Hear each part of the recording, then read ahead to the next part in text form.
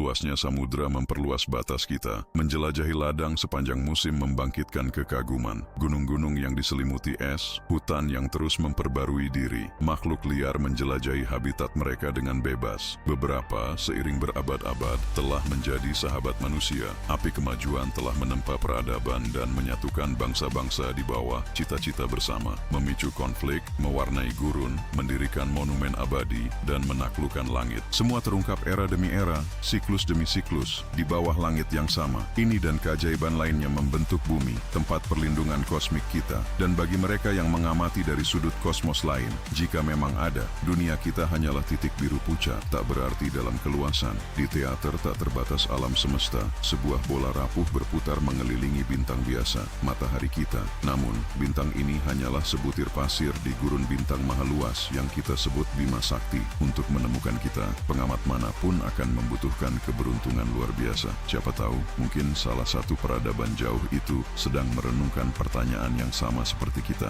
Mungkin mereka juga melihat diri mereka sebagai titik biru samar. Mungkin planet mereka melebihi kita dalam keindahan. Bisa jadi ada dunia yang lebih ramah daripada bumi. Inilah yang ditunjukkan oleh penelitian terbaru berdasarkan data misi Kepler. Tapi seperti apakah planet-planet itu? Atribut apa yang mereka miliki? Ikuti saya dalam perjalanan ini untuk mengungkap pertanyaan-pertanyaan itu dan lebih banyak lagi. Wahana Kepler telah menemukan planet-planet yang mungkin melebihi bumi dalam hal kelayakan huni. Teleskop luar angkasa Kepler dirancang untuk menjelajahi suatu wilayah di Bima Sakti dalam pencarian dunia asing. Planet-planet yang mengorbit bintang di luar tata surya kita. Dengan menggabungkan data dari misi Kepler dan K2, para astronom telah mengatalogkan lebih dari 2.800 eksoplanet potensial dengan lebih dari 2.000 submundos, diantaranya dikonfirmasi sebagai planet ekstrasurya yang nyata. Di antara penemuan-penemuan ini, beberapa dunia berbatu menonjol, mirip dengan bumi tetapi lebih besar, yang mengorbit di zona layak huni bintang mereka, wilayah di mana air dapat tetap cair, suatu kondisi fundamental bagi kehidupan seperti yang kita pahami. Setelah 9 tahun di kosmos, teleskop ini mengungkapkan bahwa langit kita dipenuhi oleh planet-planet yang tak terlihat, jumlahnya melebihi jumlah bintang. Dengan bahan bakarnya yang habis, Kepler mengakhiri operasi ilmiahnya. NASA memilih untuk membiarkan observatorium ini tetap berada di orbit amannya, jauh dari planet kita. Warisannya mencakup lebih dari 2.600 eksoplanet yang ditemukan, banyak di antaranya berpotensi mampu menopang kehidupan. Inilah yang disebut analog bumi. Misi Kepler secara radikal mengubah pemahaman kita tentang alam semesta, menjawab pertanyaan-pertanyaan mendasar. Sebelumnya, kita hampir tidak tahu apa-apa tentang eksoplanet, jumlahnya, varietasnya, dan distribusinya. Raksasa gas seperti Jupiter, dunia bercincin seperti Saturnus, dan yang mirip Venus. Apakah mereka hanya ada di tata surya kita? Mengapa? Pertanyaan-pertanyaan menarik yang membutuhkan jawaban. Namun kosmos selalu melampaui imajinasi kita. Inilah yang diungkapkan Kepler kepada kita. Ada lebih banyak planet daripada bintang di langit. Kepler membuktikan bahwa ada lebih banyak planet daripada bintang di galaksi kita. Penemuan ini mengubah pemahaman ilmiah kita tentang tempat yang kita huni di alam semesta. Dunia-dunia kecil sangat melimpah. Berkat Kepler, kita tahu bahwa Bima Sakti dipenuhi dengan planet-planet berukuran serupa dengan bumi. Data terbaru dari pengamatan menunjukkan bahwa antara 20% hingga 50% bintang yang terlihat di langit kemungkinan memiliki planet batuan berukuran mirip dengan bumi yang terletak di zona layak huni sistemnya, tempat air dapat tetap cair di permukaan. Masih banyak yang harus dieksplorasi tentang kondisi iklim dunia-dunia ini. Salah satunya bisa berpotensi layak huni. Ragam planet sangat menakjubkan. Kepler mengungkapkan keragaman planet yang luar biasa, memperluas cakrawala kosmik kita. Jenis yang paling umum ditemukan oleh misi ini tidak ada di tata surya kita. Planet berukuran antara bumi dan Neptunus yang masih sedikit kita ketahui. Sistem planet juga sangat bervariasi. Sementara tata surya bagian dalam kita memiliki 4 planet. Kepler mengidentifikasi sistem dengan lebih banyak dunia. Beberapa bahkan memiliki 8 planet yang mengorbit dekat bintangnya. Keberadaan sistem-sistem kompak ini memunculkan pertanyaan menarik tentang pembentukannya.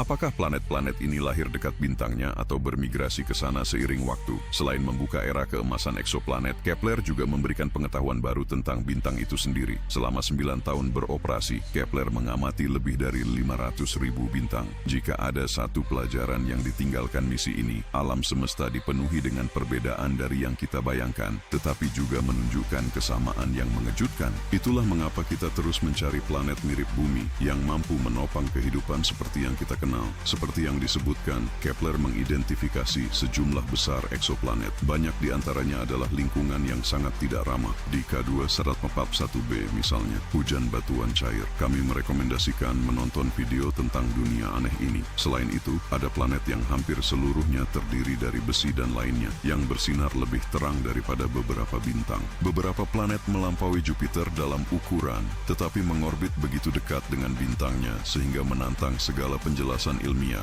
Sementara itu, teleskop Kepler juga mengungkap dunia yang familiar, mirip dengan bumi. Planet-planet ini memberikan sekilas tentang rumah, titik-titik biru kecil di kosmos, dikelilingi oleh lautan, dan siapa tahu, mungkin bahkan menyimpan bentuk kehidupan di permukaannya. Kepler mengidentifikasi planet kebumian yang berada pada jarak ideal dari bintangnya, di dalam zona yang disebut zona layak huni atau zona Goldilocks. Di wilayah ini, suhu memungkinkan air tetap dalam keadaan cair, tidak menguap ataupun membeku sepenuhnya. Meskipun kondisi ini tidak menjamin adanya kehidupan, keberadaan air adalah salah satu pilar fundamental bagi biologi seperti yang kita kenal. Di antara penemuan-penemuan ini, eksoplanet K218b baru-baru ini menonjol. Pada September 2019, para peneliti mengumumkan deteksi uap air di atmosfernya yang terletak 124 tahun cahaya dari kita. Dengan massa sekitar 8 kali bumi dan diameter 3 kali lipatnya, planet ini mengorbit bintang Katai merah bernama K218. Tapi apa sebenarnya Katai merah itu?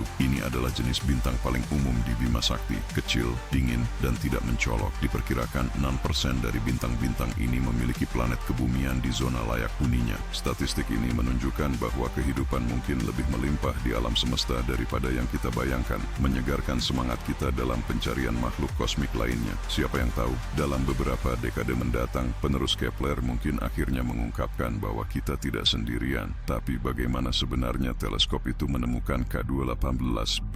Dalam praktiknya, perburuan eksoplanet jarang berarti mengamatinya secara langsung. Kita memilih untuk fokus pada bintang-bintang yang memiliki potensi terbesar untuk menampung sistem planet. Kita menganalisis radiasi cahayanya, memecahnya untuk mencari petunjuk dunia lain. Salah satu metodenya adalah mengamati variasi periodik dalam intensitas cahaya yang disebabkan oleh lewatnya benda buram, teknik transit. Sebagai alternatif, kami mempelajari osilasi kecil bintang yang dipicu oleh pengaruh gravitasi benda-benda yang mengorbit, metode kecepatan radial. Melalui teknik transit, Kepler mengidentifikasi K218b. Baru-baru ini, penelitian baru menyarankan bahwa eksoplanet lain, K218b yang terletak 500 tahun cahaya jauhnya, mungkin memiliki pola cuaca dan musim yang mirip dengan bumi. Sebuah studi terbaru dari Georgia Tech meneliti kemiringan sumbu planet tersebut, menemukan stabilitasnya yang sebanding dengan bumi. Karakteristik ini secara signifikan meningkatkan kemungkinan K218b memiliki musim yang jelas dan iklim yang teratur. Bagi calon penghuni dunia ini, siklus musiman akan terasa familiar.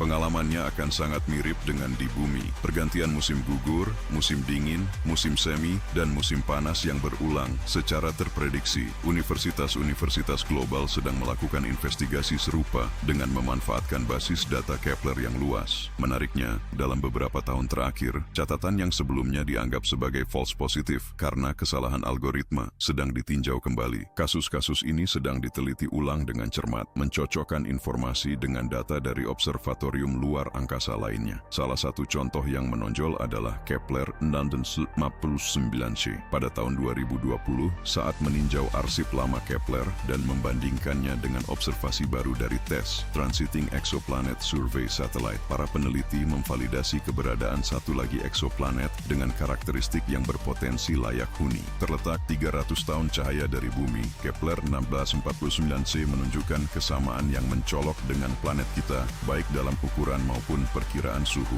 Eksoplanet ini, yang baru-baru ini ditemukan, memiliki ukuran hanya 6% lebih besar dari bumi. Selain itu, ia menerima sekitar 75% radiasi matahari yang didapat bumi dari bintang induknya, sebuah Katai merah. Ciri-ciri ini menunjukkan bahwa kondisi termal di Kepler 1649c mungkin sebanding dengan bumi, memperkuat potensinya sebagai dunia lain dengan ukuran serupa bumi yang terletak di zona layak huni bintang Katai merah. Dengan berakhirnya misi Kepler, banyak yang bertanya, apa langkah selanjutnya? Sebelum kita mengeksplorasi jawaban tersebut, jangan lupa untuk menilai Nilai video ini dengan like atau dislike. Masukan Anda membantu kami terus meningkatkan konten untuk Anda, penonton setia kami. Jangan lupa juga untuk berlangganan saluran dan mengaktifkan notifikasi dengan mengeklik lonceng agar Anda tidak ketinggalan video mingguan kami. Berbicara tentang penemuan, berikut beberapa informasi relevan tentang misi perburuan eksoplanet saat ini. TESS, satelit penelitian eksoplanet transit, adalah teleskop luar angkasa yang dikembangkan di bawah program Explorer NASA.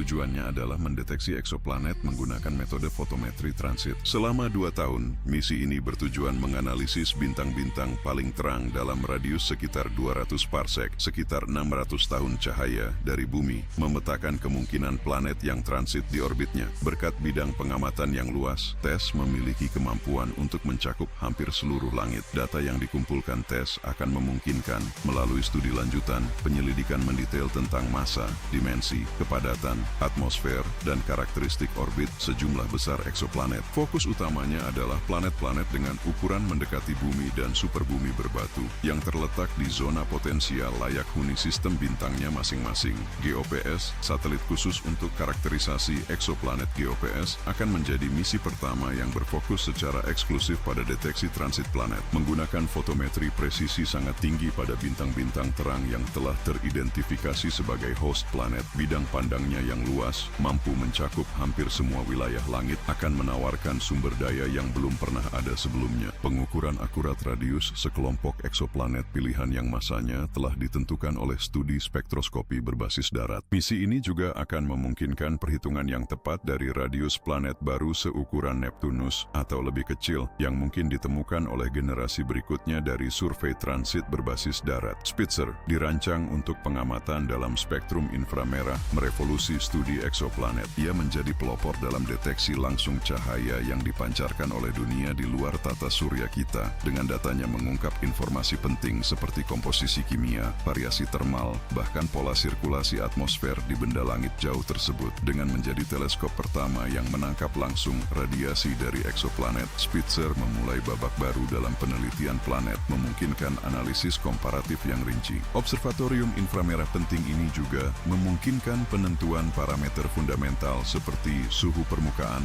dinamika angin, dan komposisi atmosfer dunia-dunia jauh tersebut. Sebelum Spitzer, deteksi eksoplanet hanya dilakukan secara tidak langsung, terutama melalui metode osilasi bintang, wobble, dan kemudian teknik transit. Dalam kasus pertama, keberadaan planet terungkap oleh pengaruh gravitasi yang diberikan pada bintangnya, menyebabkan gerakan osilasi. Sedangkan pada metode kedua, planet diidentifikasi ketika melintas di depan bintang, menyebabkan penurunan kecerahan sementara. Kedua pendekatan menggunakan teleskop optik dan memungkinkan untuk memperkirakan masing-masing massa dan diameter planet. Spitzer, di sisi lain, secara luas mengadopsi teknik transit dalam pengamatannya. Dan demikian kita akhiri video ini. Terima kasih kepada semua atas perhatiannya. Bagaimana pendapat kalian? Apa opini kalian tentang misi Kepler dan pencarian kehidupan di alam semesta? Bagikan pemikiran kalian di komentar dan keluarkan kreativitasnya. Sampai jumpa di konten berikutnya di channel ini.